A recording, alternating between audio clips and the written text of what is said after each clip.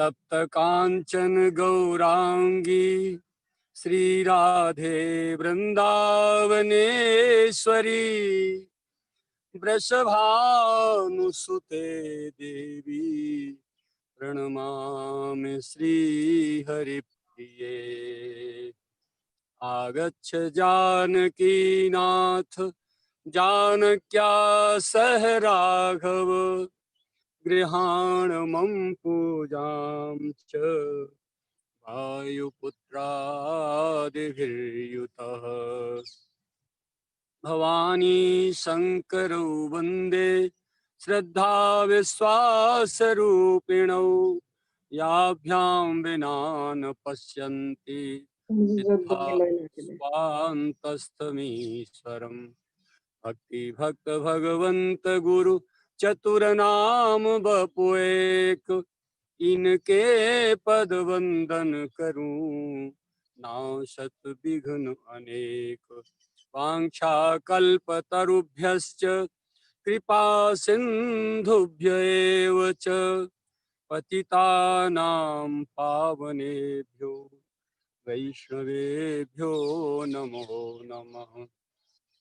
गंगा गायत्री गुरु गिरि गोवर्धन गाय गीता ब्रज भूर विसुता मैं प्रणवों शीश नवाय।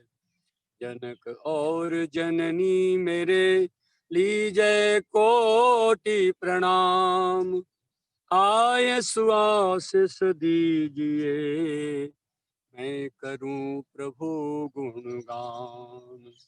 उजवायो पूजो स्वयं एक रूप ते जान जो पूजे पावे कृपा श्री गोवर्धन भगवान।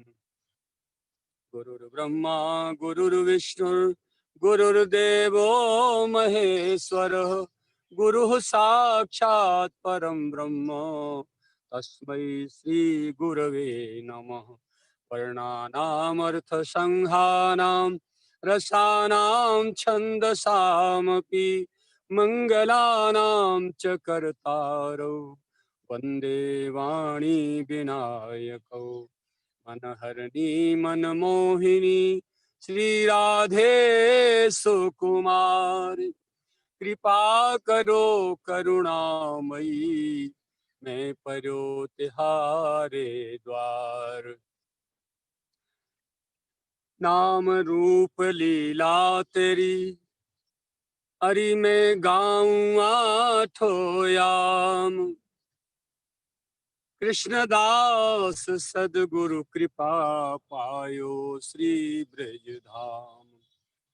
बिरद तिहारो स्वामिनी दीन जनन प्रतिपाल गुण अवगुण देखे बिना तेने कोटिन किए री निहाल। भलो बुरो खोटो खरो हूँ तेरो सुकुमार भुज भरी कंठ लगाइए लाडो कृष्णदास बलिहार।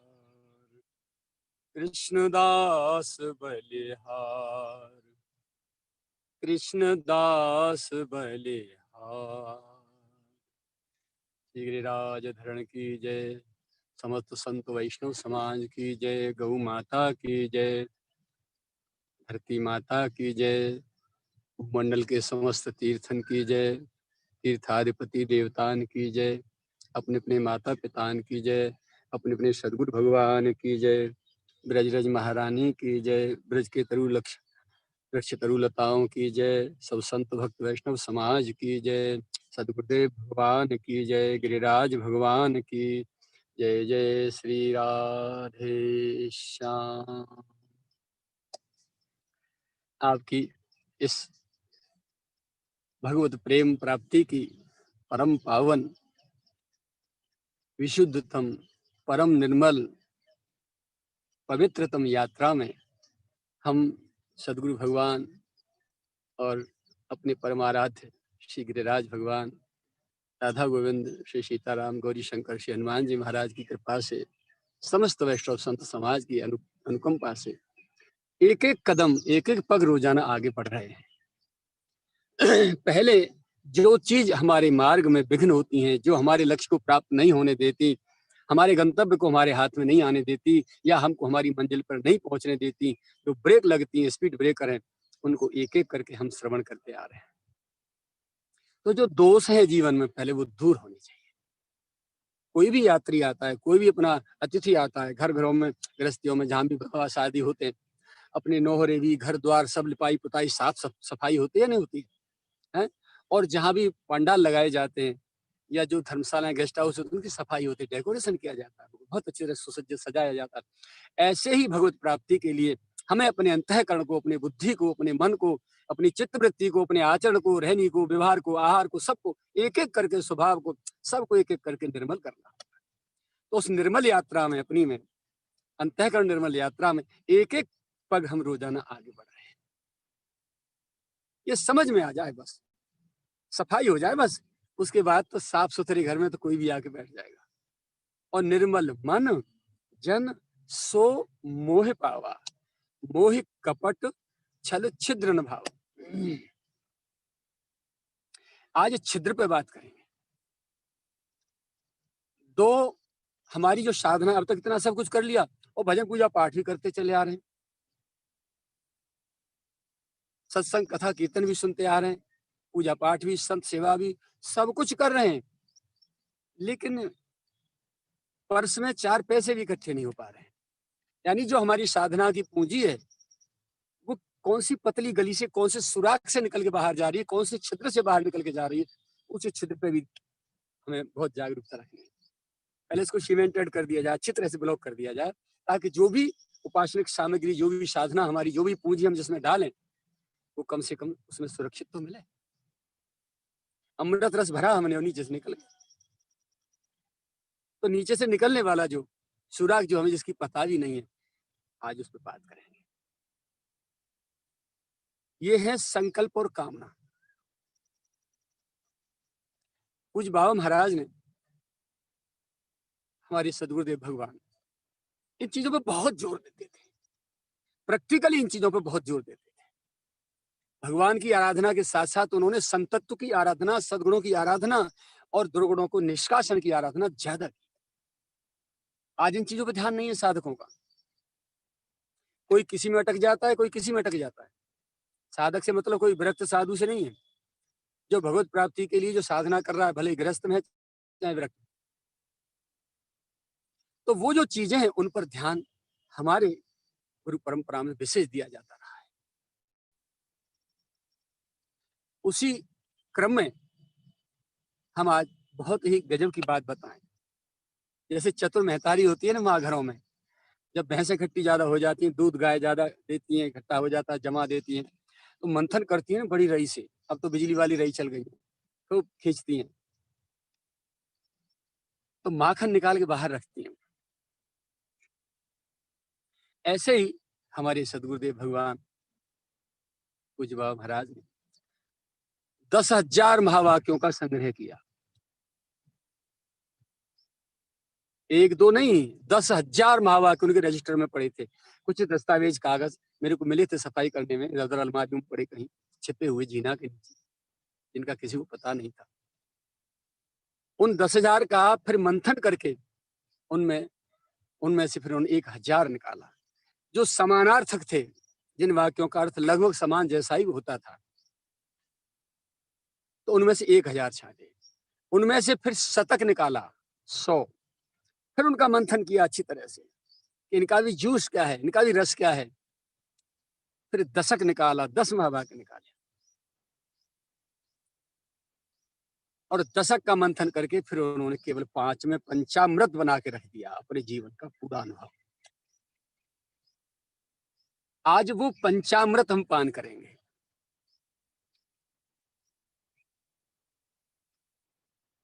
महापुरुष जीवन भर त्याग, तपस्या, साधना, मेहनत कर करके सब कुछ निकाल के बाहर रखे जाते हैं, और हमको अनधिकारियों को दे भी जाते हैं। लेकिन दुर्भाग्य हमारे करमचंद कि हम वहीं की वहीं उलझे पड़े रहते हैं, अटके पड़े रहते हैं। छोटी छोटी सी बातों में उलझे पड़े रहते हैं। चाय पीने की आदत चाय नहीं छूट रही है।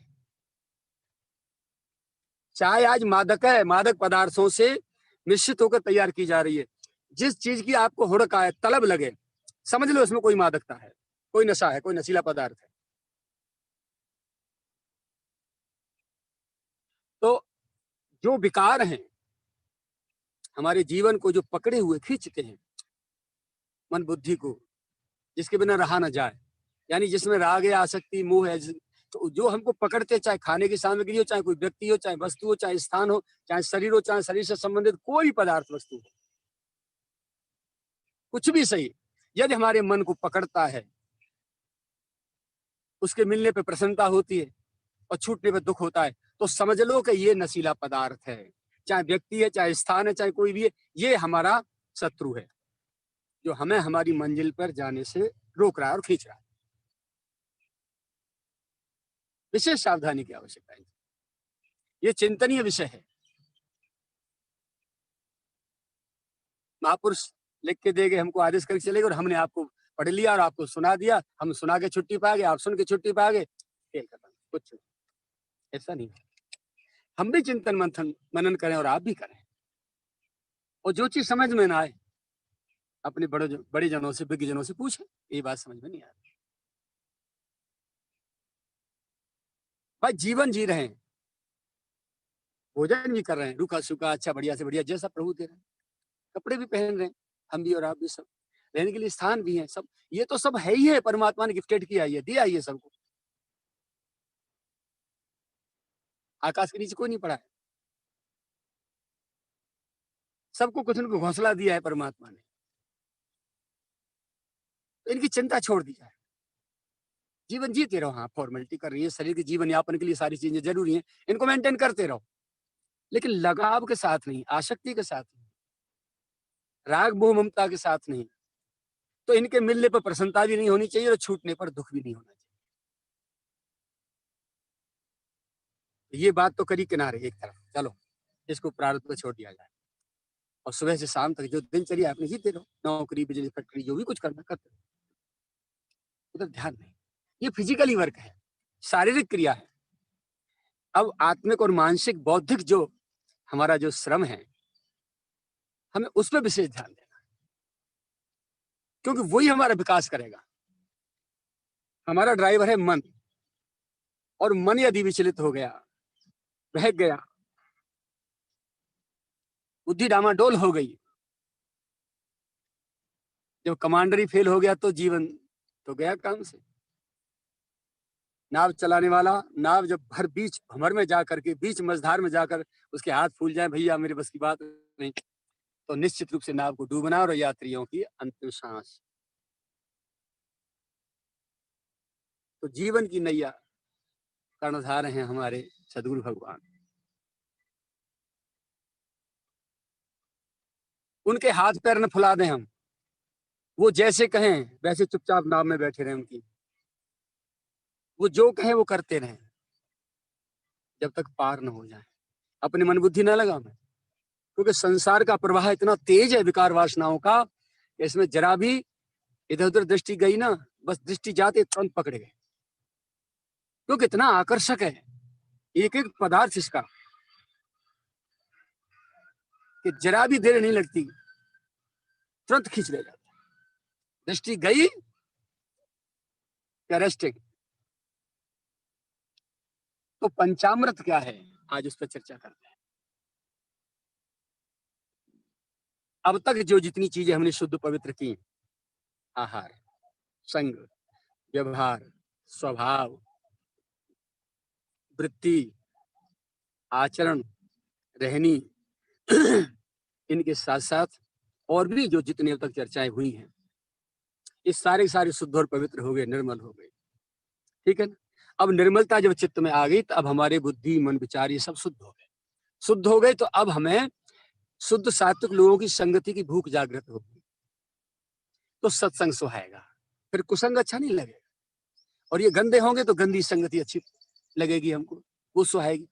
जब ये शुद्ध हो गए तो फिर अच्छी संगति सुहाएगी, तो सत्संग जाना हम शुरू होंगे, और सत्संग जब शुरू हो गया तो संतों की संगति फिर हमें प्राप्त होगी वहां से, और फिर संतों के प्रति हम सुनेंगे उनकी वाणी, तो उनके प्रति मोह ममता जागृत होगी, राग जागृत होगा, प्रेम जागृत होगा, भक्ति जागृत होगी।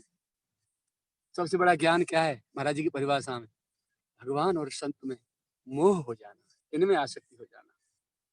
ये जो भी हमको दिए परमात्मा ने, मोह ममता राग आसक्ति काम क्रोध आदि, ये त्यागने के लिए नहीं है। ये जो अब तक संसार में जा रहे प्रयोग कर रहे, दुरुपयोग कर रहे, उनको छोड़ना नहीं, मोड़ना है बस, परमात्मा की ओर मोड़ देना है। अब तक संसार की ओर से मोड़ के परमात्मा की ओर।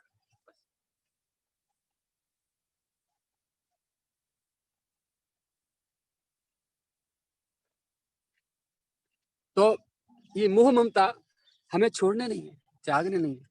इनका कहाँ हमको प्रयोग करना है? मोह के बिना नहीं रहा जाए, राग के बिना नहीं रहा जाए, प्रेम के बिना नहीं रहा जाए, भगवान से और भगवान के जनों से, संतों से करें।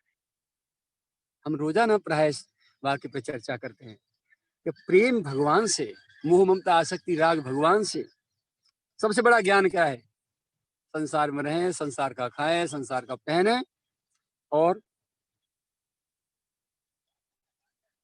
प्रेम राग मोह ममता आसक्ति सब हो गोविंद के चरणों में। इससे बड़ा और कोई ज्ञान नहीं। ज्ञान की परिभाषा का अंत हो जाता।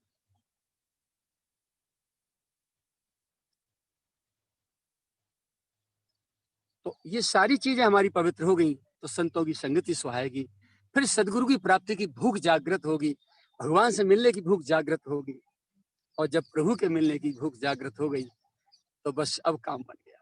क्योंकि जो मन बुद्धि अब तक जन्म जन्म से संसार के लिए भूखे और प्यासे थे और उसको चाहते आ रहे थे, कामनाएं उसके लिए बैठे थे, वो आज उसे छोड़कर और गोविंद की और सदगुरु की संतों की संगति, उनकी गोद, उनका प्यार दुलार, उनका प्रेम, उनकी भक्ति, उनके चरणों में अनुराग के लिए प्यास जागृत हो गई, उनको चाहने लग गए।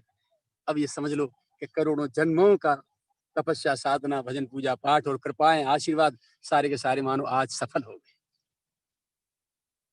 कहीं भी रहो उसकी चिंता नहीं, कुछ भी करो जो जीवन यापन के लिए आपके धर्म है, करते रहो, कर्तव्य करते रहो। वो फिजिकली वर्क है। मूल बात है अपनी चित्तवृत्ति की। देखिए, करोड़ों जन्मों की ऐसी इतनी शुद्धि के बाद करोड़ों जन्मों में भटक जाते हैं, क्योंकि दूसरों के दिक्कत क्या है? संगति बहुत बुरी चीज है और संगति बहुत अच्छी चीज है, इन्फेक्शन है। ऐसे लोगों की संगति में हम ज्यादा रहते हैं जो मायक हैं, संसारी हैं, विषयी हैं। तो उनकी से ऐसे उनका ईश्वर, उनकी बिल्डिंगें देख करके, उनकी गाड़ियां देख के, बंगले देख करके, उनके ऐसो आराम सुख और पद प्रतिष्ठा देख करके हमको भी वही इच्छा जागृत होती है कि हम भी यही प्राप्त करें। तो उनमें फंसने के बाद फिर निकलना मुश्किल होता है। जब शुद्ध हो गए और शुद्ध होने के बाद हम बार बार फिर सत्संग में जा रहे हैं और सत्संग आके लौट करके फिर जैसे ही लौट के अपने घर आते हैं तो फिर वही उसी झंझट में फंस जाते हैं। वही मन बुद्धि विचार फिर हमारे लौट के उसी संसार में आ जाते हैं। फिर सत्संग में जाते हैं तो अभी दृढ़ता नहीं आई। क्षणे तुष्टा क्षणे रुष्टा, रुष्टा तुष्टा क्षणे क्षणे, तो बस ये सारी क्रियाएं होती रहती हैं। तो करोड़ों जन्मों की शुद्ध बुद्धि से की गई तपस्या साधना सुकृत पुण्य दान व्रत उपवास सारे के सारे करते करते करते करते उसका फल होता है संत और भगवान के चरणों में प्रेम। और संत भगवान के चरणों में प्रेम करने के बाद सत्संग करते करते भी कितने करोड़ों जन्म बीत जाएं, फिर मन में उपज होती है भगवान से मिलने की। फिर भगवान से मिलने की जो उपज होती है, भगवान कैसे मिले, उसका माध्यम कौन है, तब फिर कहीं जा करके भगवान से मिलने की चाह लेकर के फिर कितने जन्म बीतते हैं साधना करते करते करते करते, तब कहीं सदगुरु का मिलन होता है। और सदगुरु का जब मिलन होता है तो भी हम भूल कर बैठते हैं कई बार कि सदगुरु ने जो हमें आदेश दिया उसमें अपनी मन बुद्धि का प्रयोग कर बैठे, क्योंकि ये मन बुद्धि हमेशा मायक रहते हैं, जागतिक रहते हैं, वासनिक रहते हैं। ये छोड़ते नहीं है, अपने कोने में कहीं कहीं वासनाओं को छुपा के रखते हैं। बहुत धोखा देते हैं इनको। और इन्हीं के जन्म जन्म के दिए गए धोखे के कारण ही हम बार बार आकाश में से गिरते हैं नीचे। पूरे जीवन भर साधना करते चले आ रहे, सत्संग करते चले आ रहे हैं, और मरते दम कोई संसारी वस्तु में मन फंस गया, थक गया, और फिर लौट के वहीं पर। तो ये जो चीज है बहुत धोखे वाली है। तो सदगुरु प्रदत्त साधना होने के बाद लगातार फिर सदगुरु का महत्व समझ में आता है। सदगुरु की सन्निधि में बहुत लोग रह जाते हैं, सदगुरु कृपा भी कर देते हैं, लेकिन अपने मन बुद्धि के प्रयोग के कारण फिर सदगुरु में भी दोष देखते हैं, अपने दोष दिखाई नहीं देते। और एक सबसे बड़ी निकम्मेपने की बात क्या है? हीन भाव। अरे हम तो संसारी जीव हैं, गृहस्थ, हम तो कुछ कर ही नहीं सकते, हम साधु थोड़े हैं, ये लोग साधु महात्मा ये करेंगे, इनका काम है, हमारा थोड़ी। अब त्रिकाल में भी उद्धार नहीं हो सकता, त्रिकाल में भी अंतःकरण शुद्ध नहीं हो सकता, और त्रिकाल में भी आप भजन साधना नहीं कर सकते, इच्छाई नहीं छुड़ा सकते संसार से, यदि इतनी हीन भावना आ गई तो अच्छे अच्छे संतों की संगति में रहने वाले लोगों को हमने आंखों से देखा है। इस सदी में जितने संत देखे, उनके निकटतम परिकरों को देखने की ज्यादा आदत रही है। महापुरुष तो महापुरुष, इनको कौन पहचान सकता है? वो तो पूर्ण है, अपने आप में परमात्मा है, पर उनकी सन्निधि में रहने वाले लोगों पर कितना उनका असर आया, उन्होंने क्या पकड़ा, वो हमें देखने की ज्यादा आदत रही है। इन्होंने क्या सीखा? अपने सन्निधि वाले लोगों को भी देखा हमने, तन मन प्राण न्यौछावर कर दिए कितनों पर, लेकिन वही ढाक के तीन पात रहे। एक माई का लाल बबर से नहीं मिला जो छाती ठोक के हम ये कह सके कि हाँ ये हमारा है, ये माया से ऊपर उठा हुआ है। अहंकार जरूर कर बैठे हम बाबा के हैं, हम ऐसे, हम वैसे, हमको उपदेश कर देते हैं। ऐसे ही अपने सदगुरु भगवान के परिकर में देखा हमने, गए लुढ़कते लुढ़कते सब, खेल खत्म। निंदा का स्वरूप बनता है इसलिए नहीं कहेंगे, लेकिन सदगुरु भगवान संतुष्ट होकर नहीं गए, खूब चलाया उन्होंने, प्यार से, दुलार से, फटकार से, और हाथ जोड़ जोड़ के, देखो तुम हमारी बात मानोगे तो प्राणनाथ तुम्हें स्वयं विमान में लेने के लिए आएंगे। तुम्हें संकोच न हो इसलिए, नहीं तो हमारा मन करे हम तुम्हारे चरणों को धो धो के पी लें, तुम्हारी चरण वंदना करें, ऐसे कहते थे हम लोगों से। बताइए कितना स्तर नीचे गिरा करके सदगुरु बोलते हैं अपने आप में, विनम्रता की सीमा टूट गई कि गुरु जो है सदगुरु परमात्मा साक्षात नारायण, और हम मायक और विषयी जीवों से इस प्रकार की भाषा प्रयोग कर रहे हैं। क्या तुम उठ जाओ, कैसे भी अपना कल्याण कर दो। उनका स्वार्थ क्या था? हर संत इन बातों पर बहुत विशेष जोर देते हैं, बहुत ध्यान देते हैं कि कैसे भी जीव पार हो जाए। और हर संत की जिम्मेदारी होती है अपने जाने से पहले कोई एक पौधा लगाए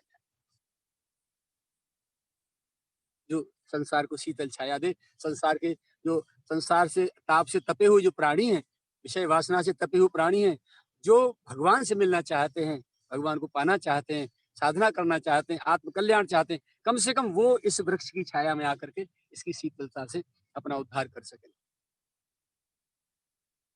ऐसे हर महापुरुष को इनको एक दो चार ज्यादा हो जाए तो और अच्छी बात है, उस महापुरुष का भाग्य है कि उनको ऐसे मिल जाए। सच्चे संत और सदगुरु की प्राप्ति जितनी दुर्लभतम, महादुर्लभ और अलभ्य है, वैसे ही सच्चे शिष्य की प्राप्ति भी बहुत कठिन है। वास्तविक जीव हैं सब, बिना पेंदी के लोटा लुढ़क जाते हैं, धड़ाक धड़ाक इधर से उधर, यही काम। और संत को माथा ठोक के निराश होकर संसार छोड़ के जाना पड़ता है। संसार के दोस्त तो देख ही रहे हैं, ठीक है, उस संत में भी दोस्त देखने लग जाते हैं। फिर संत हंसने वाले, वाह तेरी बुद्धि के लिए बलिहारी, जय हो। ठीक है भैया, राम राम, हम चले। फिर किसी जन्म में देखेंगे भाई। तो करोड़ों जन्मों की तपस्या, साधना, सुकृत, पुण्य, दान सब करते करते करते करते करते जब एंड में सदगुरु की प्राप्ति हुई, सदगुरु प्राप्ति के बाद फिर भगवत प्राप्ति हुई साधना करके किसी जन्म में, जब भगवान से मिलन होता है तो उनके संयोग में फिर हम भगवान से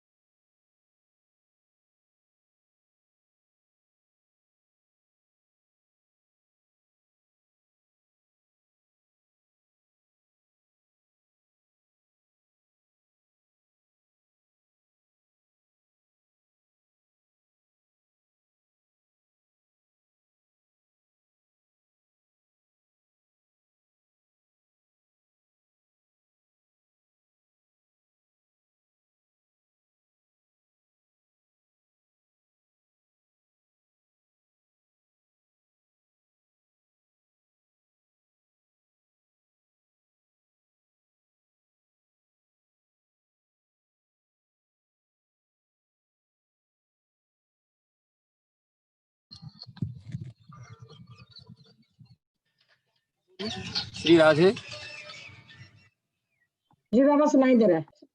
श्री राधे। हाँ, कुछ विक्षेप आ जाता है बीच में, तो कितनी तपस्या, कितनी साधना, सब कुछ गुरु सदगुरु प्राप्ति के बाद और भगवत प्राप्ति के बाद जब भगवत मिलन होता है तो अपनी अपनी भावना के अनुसार फिर भक्त मांगता है, प्रभु अब मुझे संसार में मत फेंको, अब अपने घर में वास दे दो।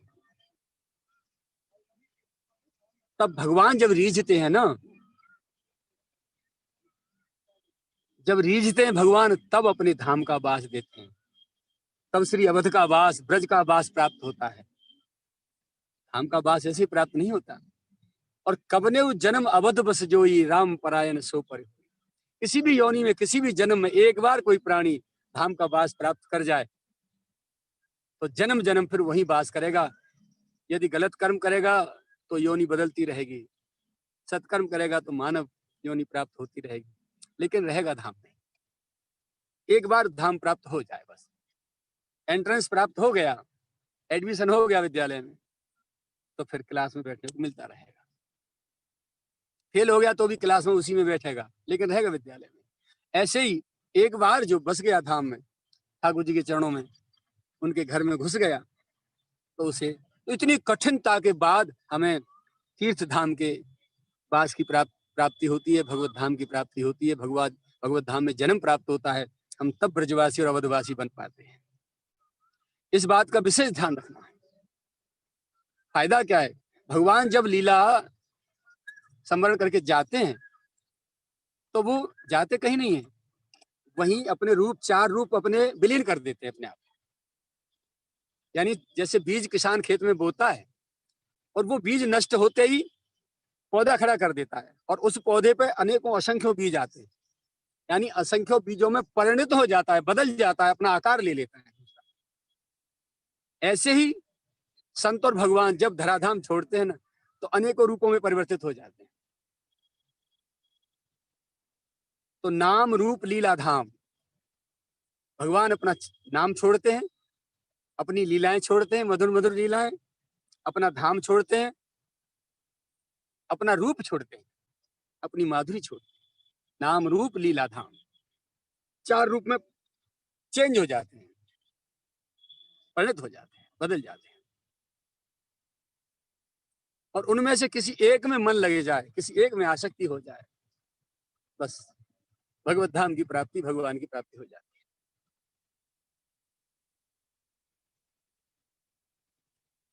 अब नाम चलते फिरते जपा जा सकता है। ये ऐसी साधना है, इसमें देश काल परिस्थिति किसी का कोई बंधन नहीं, कोई प्रतिबंध नहीं, कोई टैक्स नहीं, all taxes free, no GST. कभी भी किसी भी अवस्था में, किसी भी स्थान में, किसी भी देश में, परिस्थिति में, कहीं भी कभी ले सकते हैं आप, कोई प्रतिबंध नहीं। हाँ, रूप रूप यदि आपने नहीं देखा है तो चिंतन कैसे करेंगे? तो फिर काल्पनिक रूप बना लिया जाता है। बीज गणित में आप लोगों ने पढ़े होंगे अलजेब्रा। तो माना कि संख्या एबीसी, तो संख्या मान करके मानक मान ले पर और वो सवाल का उत्तर आ जाता है। ऐसे ही इस अध्यात्म पथ में भी माना कि मेरे भगवान की आकृति ऐसी है, ऐसा रूप है, और उसे मान के हम चल पड़ते हैं, चिंतन करते करते, उनकी याद करते, तो वही रूप प्रकट हो जाता है हमारे लिए। यदि धिया तो रगाय विभावयंती तत्तद बपु प्रणय से सदनुग्रह है। जैसी जैसी भावना हम करते हैं भगवान के रूप की, उसी उसी रूप से भगवान हमको प्राप्त होते हैं। अलजेब्रा है। तो पहले झुटमुट खेले सचमुच होई, और सचमुच खेले बिरला कोई। नकल से प्रारंभ होता है ये मार्ग, देखा देखी। जैसे कोई बड़े भजन कर रहे हैं वैसे हम करें, जैसे पूजा कर रहे हैं वैसे हम करें, जैसे पाठ करते हैं वैसे हम करें, जैसे कथा सत्संग कीर्तन सुनने वैसे हम करें। उनकी नकल करते चले जाएं, नकल करते करते करते करते फिर असल आ जाती है। तो बड़ी कठिनता से भगवत धाम की प्राप्ति होती है। तो रूप की कोई भी हम मानक मान लेते हैं, उसमें रूप में मन रम जाता है। लीलाएं भगवान की शास्त्रों में लिखी पड़ी हैं और व्यास मंच आज दुहाई दे देकर गायन कर रहा है। जितना कलयुग बढ़ रहा है पैरेलल बराबर बराबर उतनी जो है भगवान की कथाएं, भागवत, रामायण, गीता, वेद, पुराण सारे के सारे जोर से डंका बजाते हुए जा रहे हैं। और आश्चर्य की बात है, छोटे छोटे बच्चों के मुख से शास्त्रों की वर्षा हो रही है। ये चैलेंज है ना कलयुग को, आज तो क्या करेगा हमारा। तो लीलाएं वहां सुनने मिल रही है कथाओं में, और धाम तो है ही है। तो इनमें से रूप, लीला और धाम ये हर समय आपको सुलभ नहीं हो सकते, लेकिन भगवत नाम एक ही वस्तु है कि वो आपके साथ हर समय रह सकता है, हर समय सुलभ हो सकता है, किसी भी स्थिति में आप कर सकते हैं। अब आप नाम करते करते, भजन करते करते चिंतन तक पहुंचेंगे, क्योंकि पहले नाम करेंगे, उस नामी का फिर चिंतन करेंगे, जिसका हम नाम जप रहे हैं, फिर उसका चिंतन करेंगे रूप में, मानसिक चिंतन करते करते। अब कोई कैसा नाम न करे, भजन न करे और सीधो चिंतन पर पहुंच जाए, ऐसा कैसे हो सकता है। चिंतन तो अंतिम डिग्री है, नाम का फल है। पहले खूब नाम किया जाएगा, भजन किया जाएगा, तब नामी के रूप में दर्शन की अभिलाषा होगी, फिर उसके रूप में आसक्ति होगी, और जब दर्शन हो जाएंगे तब फिर उसका चिंतन होगा। सीधे चिंतन पर नहीं पहुंच सकते। चिंतन तो फल है, सत्संग का, कथा का, कीर्तन का, और फिर भरपेट नाम किया हो तब उसका चिंतन फल है। और जब चिंतन शुरू हो जाता है, तो चिंतन जब चलता है तो चिंतन के साथ साथ नाम सहज रूप से पैरेलल उसके साथ चलता है। दोनों एक दूसरे के पूरक हैं, इधर और इधर दो हिस्से होते हैं हर चीज के, पैसे के, सिक्के के। तो नाम और चिंतन दोनों साथ साथ पैरेलल चलते हैं, एक दूसरे के पूरक हैं। तो अब भगवत धाम की प्राप्ति भी हो गई, चित्त निर्मल भी हो गया, भगवान की प्राप्ति भी हो गई, सब कुछ हो गया। अब क्या करना है आगे, बहुत सावधानी की आवश्यकता है। कहाँ नीचे खाई में से उठ के आए थे विकारों में से, हम धीरे धीरे धीरे धीरे शुद्ध करते करते करते करते करते करते करते करते और वहां पहुंचे, भगवान के चरणों तक पहुंच गए। यदि सावधानी हटी तो दुर्घटना घटी। वहां रह करके बहुत सावधानी की आवश्यकता है। निरंतर अपने आप को देखते रहना चाहिए कि कहीं संसारी विकार तो नहीं आ रहे। साधना के साथ साथ भी ये देखते चलना है मार्ग में कि कोई विकार रूपी शत्रु हमें खींचने वाला तो नहीं है। निरंतर साधना के साथ साथ देखते चलना है, जीवन जीते जीते। दादा गुरु परम वंदनीय श्री उड़िया बाबा जी महाराज से किसी ने पूछा था, बोले भगवत प्राप्ति के बाद भक्त को और आत्मबोध होने के बाद ज्ञानी को फिर क्या करना शेष रह जाता है। बाबा बोले तभी तो करना शेष रह जाता है। खड़े खड़े नीचे गिर जाओगे तो चोट ज्यादा नहीं लगेगी, लेकिन ऊपर से चढ़ के वहां से गिरोगे 100 मंजिल ऊपर से, एक भी हड्डी ढूंढने से नहीं मिलेगी। इसलिए पतन न हो जाए, इसके लिए वहां तक उसको पकड़ के रखना होगा। अपने बाबा महाराज से उनके जो गुरु भाई बहन आते थे, हम लोग देखते थे इन गुरु बहन भाइयों का कितना अनुराग एक दूसरे के प्रति है, कितने प्यार से। तो वो आते थे, कहते थे सब पूज्य बाबा महाराज सदगुरुदेव से, अब कब तक आप साधक बने रहोगे, सब कुछ सिद्ध हो चुका है, आपका गोद में ठाकुर खेल रहा है, सब कुछ। आप अब कब तक साधक बने रहोगे ऐसे।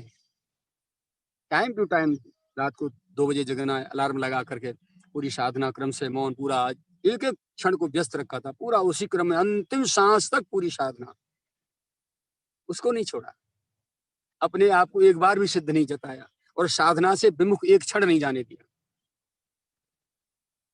भगवत प्राप्ति हो गई, भगवान प्राप्ति, और उसके बाद सब अब अपने आराम से पड़े हैं, मौज ले रहे हैं।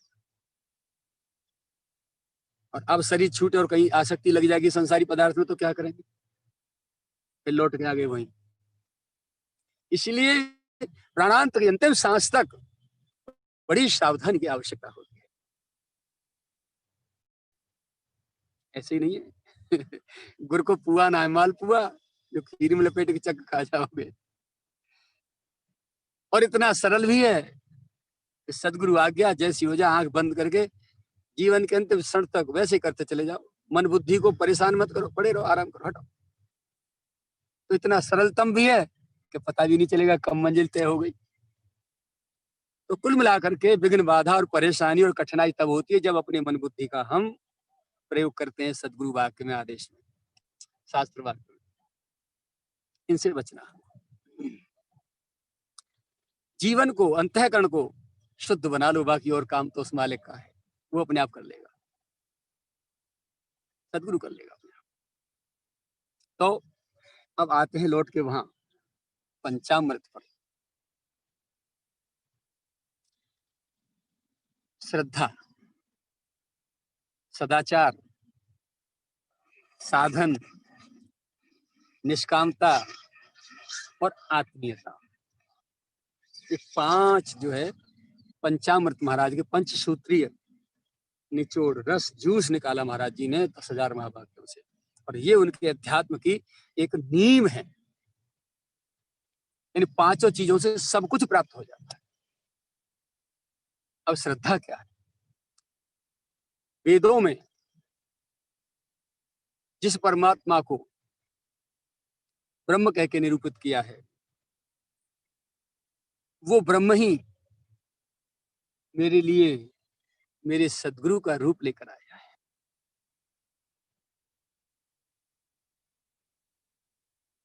जब तक गृहस्थ में है तब तक बहु बेटाओं के लिए वो ब्रह्म ही मेरे माता पिता सास ससुर के रूप में आकार लेके आया है। पुराणों में जिसे भगवान कह के प्रतिपादित किया है, वही भगवान मेरे लिए सदगुरु के माता पिता के रूप में प्रकट होकर आया है। उपनिषदों में जिसे ईश्वर कह के प्रतिपादित किया है, वही ईश्वर मेरे लिए माता पिता सदगुरु के रूप में प्रकट होकर आया है, इसी आकार में आया है। इससे आगे और किसी भगवान की मुझे अब आवश्यकता नहीं है। इनकी आज्ञा पालन से मैं इनको संतुष्ट कर दूं, इनकी सेवा से इनको संतुष्ट कर दूं। ये मेरे से क्या चाहते हैं, मैं उसे परिपूर्ण पहले से ही तैयार रखूं। सेवहि सानुकूल सब भाई,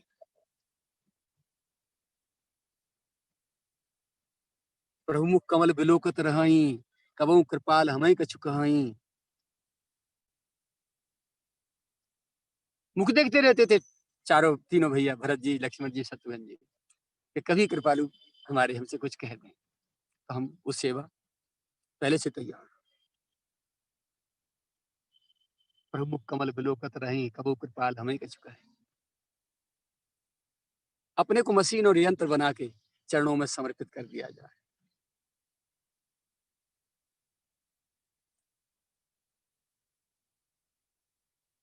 मन की तरंग मार दे, बस हो गया भजन। तो इतनी दृढ़ श्रद्धा अपने माता पिता और गुरुजन में, गृहस्थ में रह रहे हैं तो माता पिता के चरणों में रह रहे हैं, उनमें भगवत भाव दृढ़ हो जाए, और आप व्रत है तो सदगुरु के चरणों में आपका भगवत भाव दृढ़ हो जाए। ये मेरे लिए भगवान है और इनका आदेश ही मेरा करनी और मेरा जीवन है। इतनी दृढ़ श्रद्धा हो जाए कि तूफान आंधी आवे, कितने भी कुछ ये भले ही मारे पीटे भगावें, अपमान करें, तिरस्कार करें, तो भी श्रद्धा हिलने न पाए, विचलित न हो।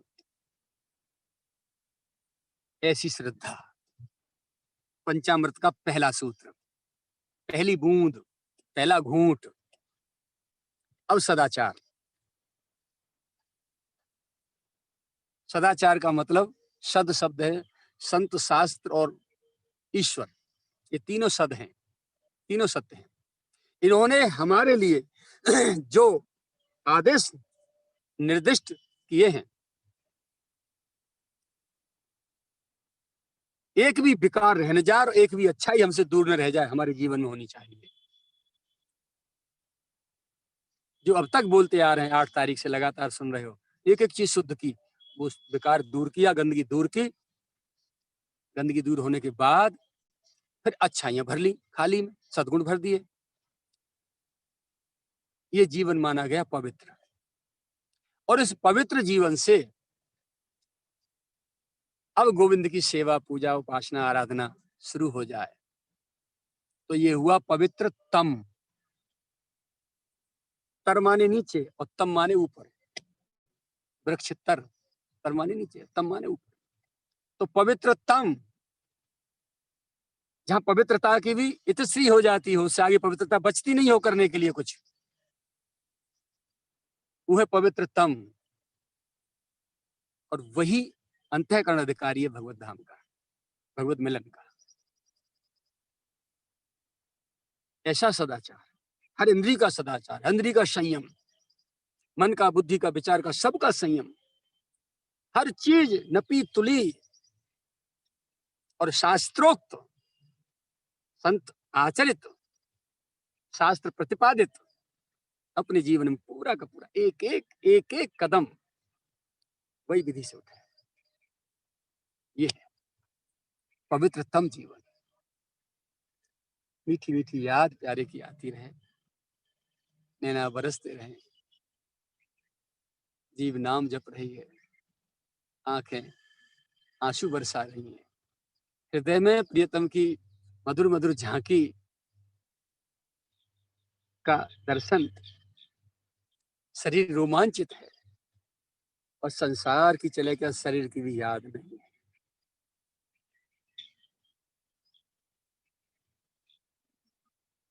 ये है साधना, तीसरा घूंट, श्रद्धा सदाचार साधन। अब चौथी चीज है निष्कामता। निष्कामता और संकल्प ये है मोह कपट छल छिद्र न भावा। छिद्र है कामना, छिद्र का अर्थ है कामना, हमारी इच्छाएं। हम जो साधना कर रहे हैं, रात दिन भजन पूजा पाठ जन्म जन्म से करते चले आ रहे हैं, और फिर भी नंगे के नंगे, पर्स खाली, साधना का पर्स खाली, उसमें एक बूंद साधना का नहीं। कहाँ गया? पर्स फटाए सूरा के नीचे से निकल गया। यह है कामना। हम जो भी करते जाते हैं तो निरंतर वो देखना है कि मन कहीं लौकिक भौतिक सांसारिक कामना की ओर तो नहीं जा रही। एक बंगाली महात्मा रात दिन परिक्रमा करते थे जहाज बजा बजा के। उनके पीछे पीछे एक स्वान भगवान कुत्ता, उनके साथ स्वर में स्वर मिला के परिक्रमा में जाते थे, वो ऐसे जोर लगा लगा के। और वो परिक्रमा में जैसे ही लक्ष्मीनारायण मंदिर पे आते थे तो दर्शन के लिए आते थे महाराज जी के, और वो स्वान भगवान मुझे ढूंढते थे, मैं कहाँ हूँ, आवाज दे दे के। फिर महाराज जी ताली बजाते थे, भैया तुम्हें बुला रहे हैं। तो मैं दौड़ गया, हाँ, और छाती पे चढ़ जाते थे। मैं चलो ठीक है, प्रसाद देता हूँ। ठाकुर जी का लगा हुआ भोग का लड्डू नहीं लेना होता, तो मैं लड्डू निकाला डिब्बा में से, ऐसे छोड़ा और सीधा डायरेक्ट लेते थे मुंह में, और साथ साथ परिक्रमा करते थे वो बोलते हुए। एक दिन गिरिराज तलहटी में कुछ महाराज श्री सोहनी सेवा कर रहे थे, तो वो महात्मा जब वहां आए, बाबा के दर्शन करके परिक्रमा कर निकल गए, तो मैं रो पड़ा बुरी तरह से। और रो के मैंने महाराज श्री से कहा कि सब कुछ प्राप्त हुआ, मानव जन्म भी, भारत देश में भी, तीर्थ ब्रजराज गिरिराज जी की तलहटी में भी, गोद में भी, आपकी गोद भी, आप सदगुरु, आप जैसे सदगुरु की प्राप्ति, उसके बाद भी हम तो कुछ कर नहीं पा रहे हैं। मैं छोटा था उस समय 17-18 साल की उम्र रही होगी। मैं रो पड़ा, रो के चरण पकड़ लिए। मैंने अब ये जन्म न बिगड़ जाए, बस आप संभाल लो। बस खींच के गोदी में ले लिया। मैंने हम तो न भजन कर रहे, न सेवा बन रही, भजन साधना का अर्थ भी नहीं जानते। और ये देखो कितना भजन कर रहे हैं, संत इनके रहने की कुटिया भी नहीं है, जहाज बजाते बजाते बजाते बजाते ये रात दिन जो है परिक्रमा में रहते हैं, कोई संग्रह नहीं है। कैसा प्यारा जीवन है इनका। तो महाराज जी जान बोले, पता है क्या बोले? जानते हो भजन क्या है, साधना क्या होती है? मैंने जी नहीं जानते ना। हाँ, ऐसा भजन करने वालों की कमी नहीं है दुनिया में।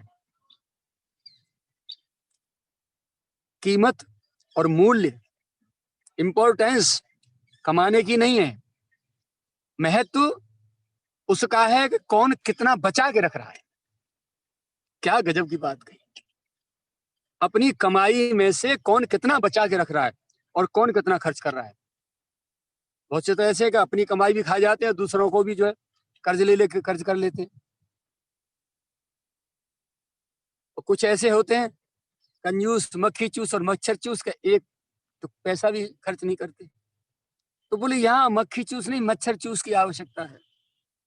भजन साधना करते हैं भगवान की और कामना करते हैं संसार की, सम्मान की, प्रतिष्ठा की।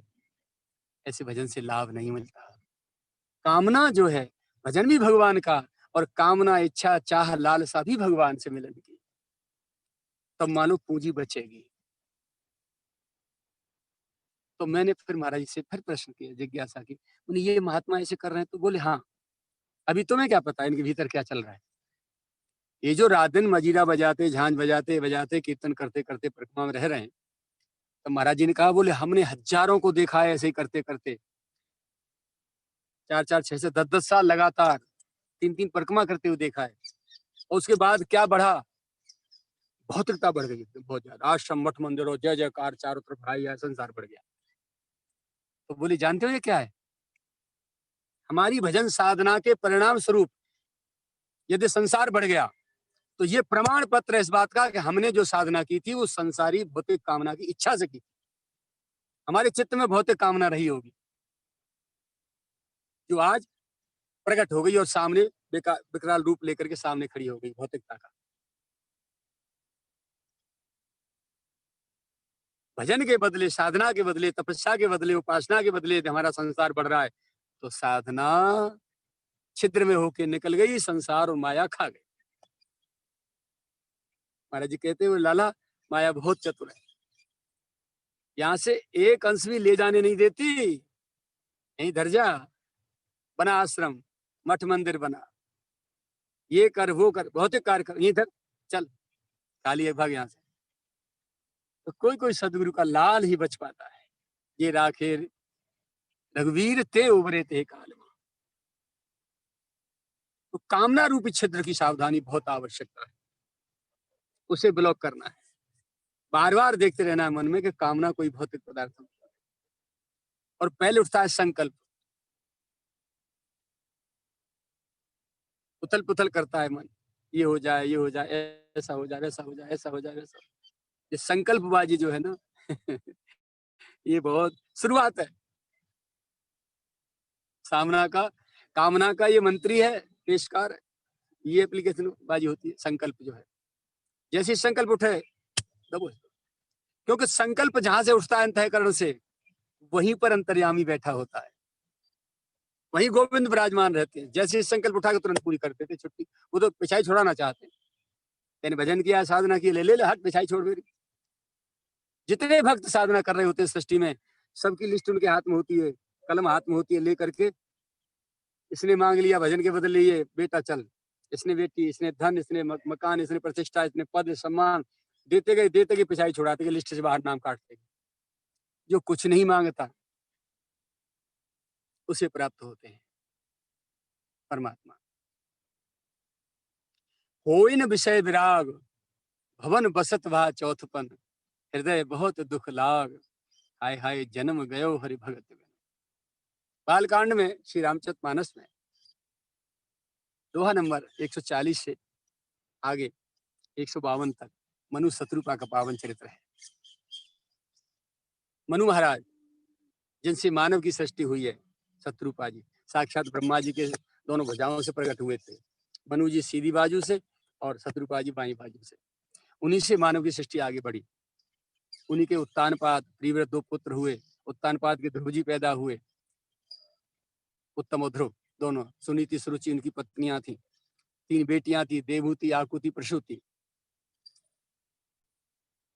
तो ये जो मनु जी थे, अचानक देखा अरे चौथापन आ गया और विषयों से वैराग्य नहीं हो रहा है, तो जबरन उसको छोड़ा। राज को बरबस राज सुतैन, नृप दीना, नारी समेत गवन बन कीना। पत्नी को नहीं छोड़ा। देखिए हमारी वैदिक परंपरा, हमारी सनातन संस्कृति का क्या जबरदस्त ज्वलंत उदाहरण है। कैसी मधुर परंपरा है हमारी। नारी को बाधा नहीं समझा जाता है। पत्नी अर्धांगिनी है, दोनों मिलकर के हर कार्य करेंगे। टू व्हीलर है ये, संतान होगी तो फोर व्हीलर हो गया, सब मिलकर के गोविंद की यात्रा करेंगे। तो पत्नी को नहीं छोड़ा, नार समेत गवन बन कीना, तीर्थ वर नैमिष विख्याता, अति पुनीत साधक सिद्धिदाता। वहां गए नैमिषारण्य में और सारे संत मुनि समाज से सबसे पूछा, जहां जहां तीर्थ रहे सो आए नैमिषारण्य के, मुनि ने सकल सादर करवाए, सबके दर्शन कराए। यहाँ ये तीर्थ है, यहाँ ये तीर्थ है, यहाँ ये तीर्थ है, यहाँ ये सब कुछ करवाया। बैठ गए तो उन्होंने प्रश्न किया, मैं भगवत प्राप्ति करना चाहता हूँ, मुझे कृपा करो। तो संतों ने जो जो साधना बताई करते चले गए, करते चले गए, करते चले गए। 12 अक्षर मंत्र वर जपे सहित अनुराग, ओम नमो भगवते वासुदेवाय। इसका जप किया और जप करते करते करते करते करते करते जब साधना की सिद्धि का समय आया, देखिए कितनी गजब की बात है। विधि हरि हर, विधि माने ब्रह्मा, हरि माने विष्णु, हर माने शंकर जी। विधि हरि हर तप देख अपारा, अपार तपस्या को देखकर मनु समीप आए बहुबारा। एक बार दो बार चार बार नहीं, बहुत बार आए, बार बार आते। बोले मांगो वर, बहु भांत लुभाए, खूब प्रलोभन दिए, एक वरदान मांग लो। लेकिन परम धीर नहीं चले चलाए। मांगो वर बहु भांत लुभाए, परम धीर नहीं चले चलाए। बिल्कुल कोई लौकिक कामना नहीं थी। जब देखा कि जब सारे देवता बार बार बैरिंग लौट के जा रहे हैं, कुछ नहीं, तब आकाशवाणी, भई बहुर बर गिरा आकाश था, मांगो वर प्रसन्न में ताता। जो के वो वरदान मांग देखिए। अरे हम आपसे मिलने आए हैं ठाकुर, हमें क्या दोगे आप कौन है? बिना देखे हम कैसे कहते हैं कि हमें ये चीज दे दो? कैसे विश्वास करें आपका? हमें पहले इन नैनों से आपका दर्शन चाहिए। नील सरोवर नीलमणि नील नीरधर श्याम, लाजे तन शोभा ने रखे कोट कोट शतकाम। शरद मयंक वदन छवि सीमा, चारु कपोल चिबुक दर ग्रीवा। सुंदर सौंदर्य में अलंकृत दोनों प्रभु श्री सीताराम जी विराजमान राधा गोविंद प्रकट हो गए, सम्मुख प्रकट हो गए। बोले वरदान मांगो। बोले प्रभु तुम देवताओं में, तुम भगवान में, सब में ये क्या बुरी लत है? कोई जीव पिछाई छोड़ाना चाहता है संसार से, माया से, और आप फिर भी वरदान देकर उनको फिर संसार में ढकेलने की कोशिश करते हैं। ऐसा क्यों? आप क्या दे सकते हैं हमें? हम साक्षात ब्रह्मा जी के पुत्र हैं। आप राज संपत्ति देंगे, धन कोष देंगे, वो ऑलरेडी हमारे पास था, उसे छोड़ के आए हैं। संतान देंगे, पुत्र को राज दे के आए हैं। सेना देंगे, प्रतिष्ठा देंगे, सब कुछ तो हम छोड़ के आए, राजा थे हम। ये हमें नहीं चाहिए। तो बोले फिर किस लिए भजन कर रहे हो? बोले आपसे मिलने के लिए। तो ठीक है, हमारा मिलन हो गया, अब बताओ क्या करें? बताओ हम क्या करें आपके लिए, क्या सेवा करें आपकी? भगवान बोले। तो दोनों एक दूसरे की ओर देखने लगे, मनु शत्रुपा जी। बोले प्रभु से क्या कहें? बोले प्रभु आप बार बार वरदान देते कह रहे हैं ना, आप वरदान देते हैं? बोले हाँ, क्यों नहीं, आप जगत के पिता हैं ना। बोले हाँ, तो आप हमें अपना बाप बना सकें का?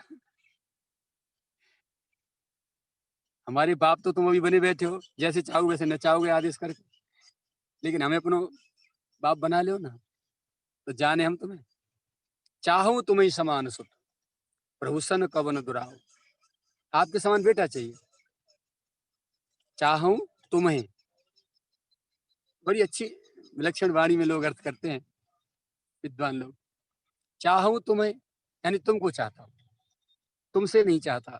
फिर आगे तुम्हें समान सुत, तुम्हारे समान पुत्र चाहता हूँ। भगवान बोले ठीक, ये मस्त, आप उस सरिस खोजो कहाँ जाइए, अपने समान में कहाँ ढूंढूंगा। नृप तब तने हो मैं आई, तुम्हारा पुत्र बन के आ जाऊंगा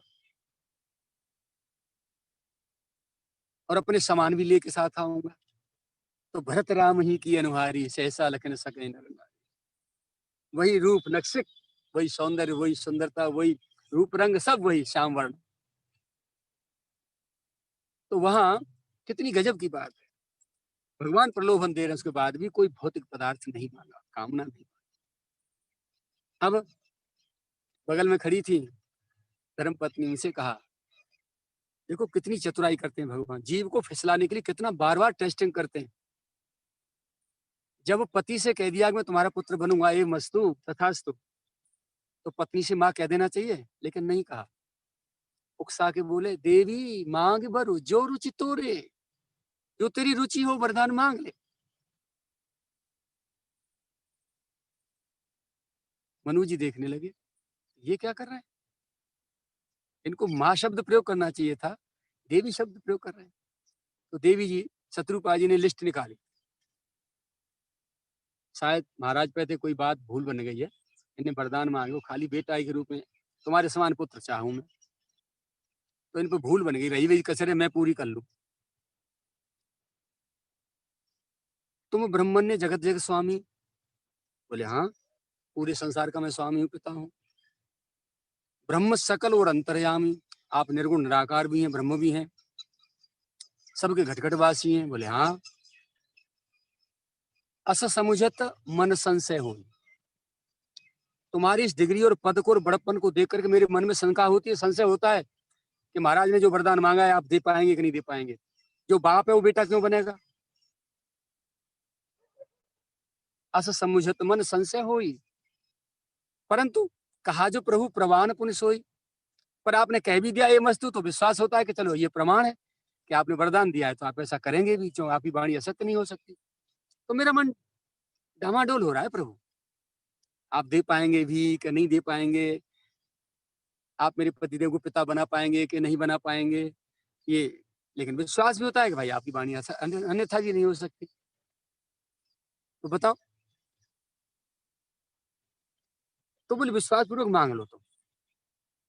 तो सुनो प्रभु, जे निज भगत नाथ तब वही, आपके जो स्पेशल भक्त होते हैं ना, स्पेशल कोटा वाले,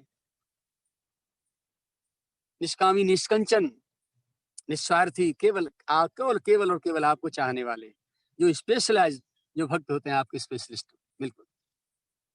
ये निज भगत नाथ तब अहि, तुम्हारे जो होते हैं, जो सुख पावे जीते जी, और जो गत लहई मरने के बाद, सोई सुख, लिस्ट देखो शत्रुपा जी की, सोई सुख, सोई गति, सोई भगति, सोई निज चरण सनेव, सोई विवेक, सोई रहे नहीं। प्रभु हमें कृपा कर दे, आपके भक्तों का, आपके भक्त जीते ही जो सुख पाते हैं, मरने के बाद जो गति पाते हैं, और जो भक्ति उनमें होती है, और जो आपके चरणों में उसका स्नेह प्रेम होता है, और जो उनमें विवेक होता है, और जो उनकी रहनी सहनी होती है, वो सारी सारी चीजें आप हमें दे दीजिए। भगवान मुस्कुराने लगे, क्या बात है। पतिदेव की नजर गई, अरे मूर्खा, सब कुछ छोड़ा मैंने तुझको नहीं छोड़ा, और तुझे लेके मैं यहाँ तक साथ आया। साधना की, भगवत प्राप्ति भी, भगवत चरणार में आश्रय भी, साथ साथ तेरे को अलग नहीं किया मैंने। और आज तू मेरे से अलग वरदान मांग के अलग जा रही है। भक्ति में विवेक बाधक होता है, भक्ति में जितना ब्लाइंडली सपोर्टर होगा आंखों से पट्टी बांध करके, उतना ज्यादा सुख होगा, उतना ज्यादा आनंद होगा। अबोध शिशु की तरह जो होगा भक्त, उसे ठाकुर गोद में लेके खिलाएंगे। और जहां तर्क कुतर्क और बुद्धि लगा दी ना, भक्ति गई काम से, प्रेम खत्म। क्या मांग बैठी तू भक्त है कि ज्ञानी है, ज्ञानी है तो विवेक मांग। सोई सुख सोई गति सोई भगत, जब भक्ति मांगी है तो विवेक क्यों मांग लिया। अरे भक्ति तो माँ है, ज्ञान वैराग्य तो पुत्र है, उसके सहज में आएंगे ही। इसे मांगने की आवश्यकता क्या थी? और फिर जगत का नायक, जगत का पिता जब हमारे घर में जन्म लेगा तो धरती में से थोड़ी लेगा। वरदान मैंने मांगा, लेकिन वरदान सीधा तेरे घर में जाएगा ना। पहले तेरे घर में बैठेगा मेरा वरदान, ये परमात्मा पुत्र बन के फिर गर्भ से बाहर आएगा। तू रात दिन लालन पालन तू सुख लेगी उसका, मैं तो यदा कदा ले पाऊंगा। और जिसका जगत नायक बेटा बन के आए, क्या ये सारी चीजें उसे प्राप्त नहीं होंगी क्या? जिसका बेटा राष्ट्रपति है, उसे फिर होमगार्ड से और लेकर आईपीएस अधिकारियों तक जो की सिफारिश की जरूरत पड़ेगी क्या? वो तो जल लेके खड़े रहेंगे गिलासों में सेवा में पंखा करते हुए। ये सारी चीजें मांग के प्रभु सुनो, आज इसने चतुराई दिखाई और मेरे से अलग वरदान मांग के मेरे से अलग गई, इसलिए और एक विनती प्रभु मोरी। चले मत जाइयो, तुम तुरंत अंतर्धान हो जाते हो। सुन लो पहले मेरी बात। सुत विषय तब पद रहते हो, मेरी आसक्ति मांगो मानो, मोह ममता मानो, या राग मानो, या मेरा कर्तव्य पालन मानो कि मैं इसको छोड़ के नहीं आया, साथ लेके आया यहाँ तक, आपके चरणों तक साथ लेके मंजिल तय की। अब अगले जन्म में जब आप मेरे पुत्र बन के आए तो मेरी सारी की सारी रति और भक्ति, अनुरक्ति, प्रेम और अनुराग, जीवन और मरण केवल आप किसी चरण हो, ये ना हो।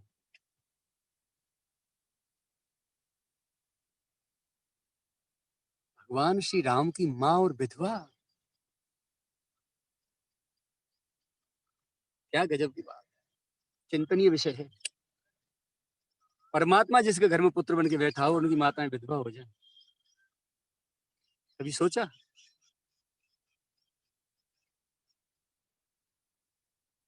पर पुरुष के साथ शारीरिक संबंध बनाने से ही पातिव्रत नष्ट नहीं होता। घूंघट में से भी यदि दृष्टि से देख लिया तो पातिव्रत नष्ट हो गया, और वो भी नहीं किया, विचार अलग रखने से पातिव्रत नष्ट हो गया। विधवा हो पाए तरुणाई, पति प्रतिकूल जन्म जहां जाई, विधवा हो पाए तरुणाई।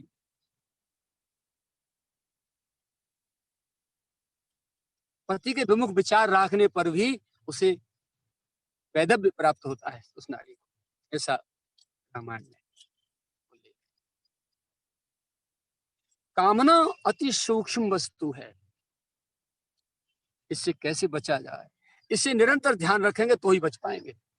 साधना करते करते करते करते बस निरंतर ये ध्यान रहे कि कोई संसारी वस्तु कामना तो नहीं बन रही, कोई संकल्प तो नहीं उठ रही। दबोचते जाओ झांकीता, कामना उठी हो तो काट के फेंक दो, क्या करो बोले घड़ा। तो संकल्प और कामना ये दोनों बहुत ही घातक सिद्ध हो जाते हैं। सब कुछ पवित्र कर लिया, साधना कर ली, सब कुछ भजन पूजा पाठ कर लिया, लेकिन नीचे से सुराग खुला रह गया तो सारी की सारी जन्म जन्म की साधना पूजी सब निकल, बहुत बढ़ गया, गए काम से। बहुत सावधानी की आवश्यकता है, ये साधना मार्ग है। ये तो घर है प्रेम का, खाला का घर ना है। शीश काट हाथन धरे, तब बैठे यही माए। अपनी सारी इच्छाएं, शीश काटने का मतलब गर्दन काटने का नहीं है, अपनी सारी इच्छाएं, सारी महत्वाकांक्षाएं, उनका कत्ल करके हाथ में धर के चरणों में गोविंद के, तब प्रेम पथ में, तब प्रेम भवन में प्रवेश किया जाता है, तब भक्ति सार्थक होती है। प्रेम दीवाने जे भय, मन भयो चकनाचूर।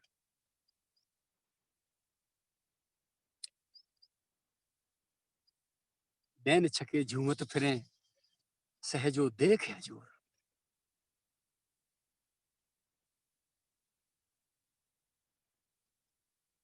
तो कामना और संकल्प, इन दो की बहुत आवश्यकता है। इन दोनों को बड़ी अच्छी तरह से यदि संकल्प और कामना किए बिना न रहा जाता हो तो गोविंद के चरणों में, सदगुरु के चरणों में प्राप्ति की कामना और संकल्प ही करते रहे। क्रोध किए बिना न रह जाता हो तो अपने मन पर क्रोध करो, अपने ऊपर क्रोध करो। नालाय, कितनी कृपा करके ठाकुर ने तुझे ये जन्म दिया, मानव जन्म, भारत भूमि में दिया। संत और शास्त्रों से चारों तरफ से भरी भरी जो है उज्जवल जो गंगा यमुना की धाराएं बह रही हैं। सत्संग की, कथा कीर्तन की, सदाचार की, भक्ति की, ज्ञान की, वैराग्य की, त्याग की, तपस्या की, अनुराग की, गोता लगाते लगाते कितने सुंदर। और फिर इसके बाद भी तू कीचड़ में जा रहा है, तो क्रोध करे अपने पे। काम शब्द का अर्थ है प्रेम, प्रेम किए बिना ना रहा जाए। गोपी ने कामशो गोविंद पायो, अपना काम गोपियों ने गोविंद को समर्पित कर दिया तो गोविंद को प्राप्त हो गई। और आज सारे शास्त्र उद्धव जैसे ज्ञानी पानी पानी हो गए उनके सामने। सर्वांग समर्पण प्रियतम के लिए, एक रोम भी बचा के नहीं रखा। यह है आनंद का विषय। तो मोह कपट छल छिद्र न भावा।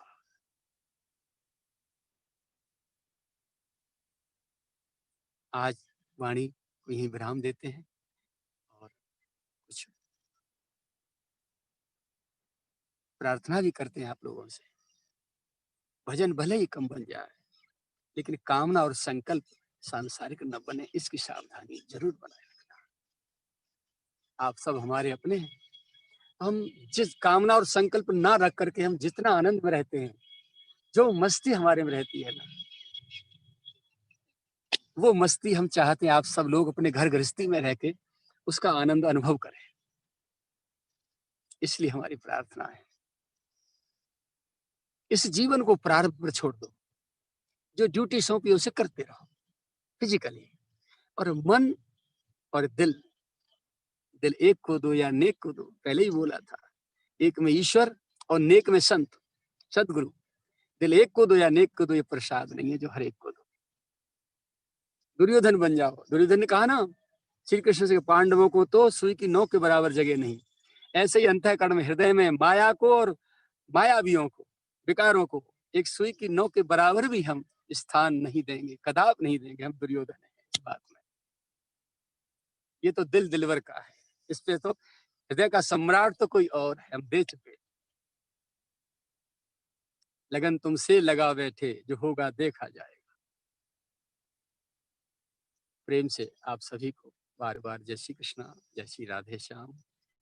कल भरत सिंह पिंटू भैया ने कुछ बात पूछी थी, एक बार भैया कह दें, दोहरा दें, तो इसी में हम उसका उत्तर दे देंगे। मनहरनी जी, राधे श्याम। बाबा राधे राधे। राधे श्याम, क्या प्रश्न था उसे कर दो बेटा एक बार। बाबा मैं ये पूछना चाह रहा था कि आत्म साक्षात्कार जो होता है भगवान का, वो कैसे महसूस होता है, क्या अनुभव होता है उसमें? हमें कैसे पता चलता है कि हमें कुछ महसूस हुआ, भगवान का आत्म साक्षात्कार हुआ? आत्म साक्षात्कार जो है ये ज्ञान मार्ग की वस्तु है, ठीक है ना। भक्ति में तो भगवत साक्षात्कार होता है और ज्ञान मार्ग में आत्म साक्षात्कार होता है। अपने आप को पहचान लेना, मैं कौन हूं, मैं शरीर नहीं हूं, मैं आत्मा हूं। ये ज्ञानी लोग इस बात को देते हैं, भक्त भी रखते हैं, जिन्हें तत्व के ज्ञानी कहते हैं ना, वो तत्व को जानते हैं पहले कि मैं शरीर नहीं हूं, मैं आत्मा हूं।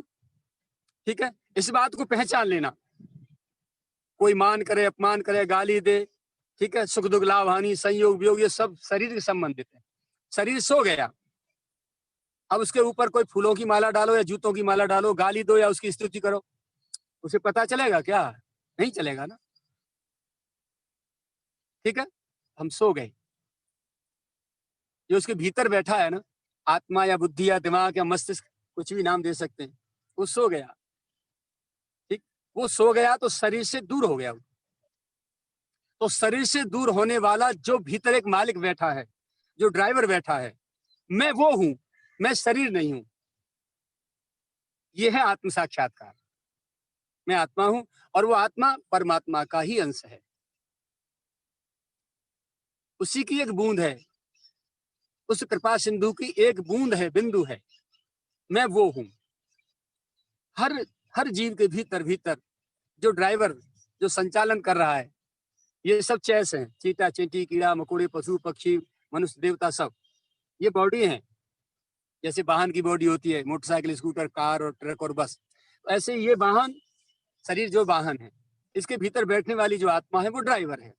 तो वो ड्राइवर हूं मैं, ये शरीर में नहीं हूं। निरंतर इस बात का ध्यान बना रहना, मैं आत्मा हूं, मैं आत्मा हूं, और मैं वही हूं जो वो है। ये आत्म साक्षात्कार हो गया। और अनुभूति तब होगी जब सहज रूप से कोई हमें गाली दे रहा है, अपमान कर रहा है, कोई मर गया परिवार में, कोई पैदा हो गया, बहुत लाभ हो गया, हानि होगी, और हमारे अंतःकरण को छू नहीं पा रहा है, हमको प्रभावित नहीं कर पा रहा है, तब समझ लो कि हमें आत्म साक्षात्कार हो। हमें सर्वत्र कहीं विकार दिखाई न दे, विकार, खुली आंखों से विकारों की लीला देख रहे हैं, उसमें भी हमें कुछ नहीं, न कोई रस आ रहा है, न कोई उससे हमें द्वेष हो रहा है, न कोई राग है उससे हमारा, न ईर्ष्या हो रही है, न ग्लानि हो रही है, न घृणा हो रही है। क्योंकि बाकी तो सब जो है जड़ है, चेतन है केवल आत्मा, वो सबके भीतर विद्यमान है, और वो मैं हूं, वही सामने वाला है। हर जीव में वही चेतन है, उसी चेतन के बल पर वो ड्राइविंग वो चल रही है सारी बॉडी जो है। इस प्रकार की जो अनुभूति होना, ये आत्म साक्षात्कार है भैया। और भगवत साक्षात्कार ये है भक्ति मार्ग में कि अप्रियतम के बिना रहा न जाए, केवल उन्हीं की याद में डूबे रहें, निरंतर संसार की चले क्या, शरीर की भी याद न हो, और बस मिलने की टीस उठती रहे। जिस पर तुम हो रिझते क्या देते रघुवीर, रोना धोना सिसकना आंसू की जागीर। बस रोते रहे प्रियतम की याद में, कुछ सुहाए ना, ये भक्ति है। और जब प्रियतम सामने आ जाए, जैसे अभी मनु शत्रुपा का वर्णन किया, ठीक आए वरदान दिया, उन्होंने केवल भगवान से भगवान को चाहा। मूल बात, प्रसंग तो आगे भी है बहुत उनका, लेकिन वो केवल मूल बात है कामना की थी। उन्होंने कोई लौकिक कामना नहीं रखी, कोई लौकिक संकल्प नहीं थे, और बार बार देवी देवता उनके सामने आए, फिर भी उन्हें विचलित नहीं कर सके। ऐसी दृढ़ता हो, हम ऐसे चाहनहार नहीं जो आज तुम्हें कल और को चाहें, फेंक दे आंख निकाल के जो दूजे की ओर को जाए निगाहें। तो भक्त को ऐसा दृढ़ होना चाहिए, हम संसार में रहे लेकिन संसार हमारे में ना रहे। ये है भैया बात पते की। संतुष्टि हुई? बिल्कुल बाबा, बिल्कुल। हाँ, सभी को राम राम। ठीक है, मैं सभी का दर्शन कर लेता हूँ। मनहरणी जी